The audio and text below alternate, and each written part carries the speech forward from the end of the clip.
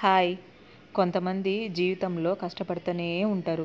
తినడానికి తిండి లేకనో, కట్టుకోవడానికి గుడ్డలు లేకనో, నిద్రపోవడానికి కనీసం ఒక ప్లేస్ లేకనో దిగులు పడుతూనే ఉంటారు.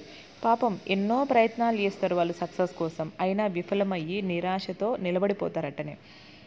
ఇన్ని కష్టాలు పడుతున్నామని మనల్ని గుర్తించాలంటే ఒక సక్సెసే ఆ కష్టాలను గుర్తించేది.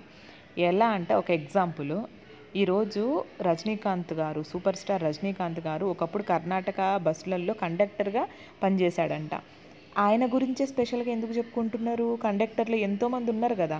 ఈరోజు ఆయన అంత సక్సెస్ అయింది కాబట్టి, అరే ఒకప్పుడు కండక్టర్గా చేసిన రజనీకాంత్ ఈరోజు ఇంత సక్సెస్లో ఉన్నాడు అని చెప్పుకుంటున్నారా లేదా? అలాగే ధీరూభాయ్ అంబానీ పెట్రోల్ బంకులో పెట్రోల్ పట్టేవాడంట.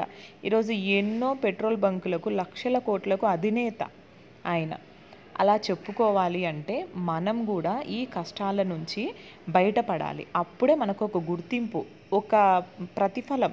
ఈ కష్టానికి మన శరీరము, మనసు తినడానికి తిండి లేక ఫుట్పాత్ల మీద పడుకొని, గుళ్ళ దగ్గర ప్రసాదాలు పెట్టించుకొని తినుకుంటా, నీళ్ళు కొలాయి నీళ్ళు తాగుతా కష్టపడేటోళ్ళు చాలామంది ఉన్నారు. ఒక్క పూట గడవనోళ్ళు కూడా. అవన్నీ మీరు దాటుకొని బయట పడగలిగిన రోజే, కోట్లల్లో సంపాదించకపోవచ్చు కానీ కనీసం మన జీవితానికి సంబంధించిన వ్యక్తులలోనైనా సరే మన జీవితం మనం అనుకున్నట్టు ఉందని కనీసం మన మనసుకు సాటిస్ఫాక్షన్ కలిగేలాగా ఒక్క సక్సెస్ అయినా సాధించాలి. అప్పుడే ఈ జీవితానికి ఒక అర్థం, పరమార్థం. మనం పడిన కష్టానికి ఒక పరమార్థం, ఒక గుర్తింపు.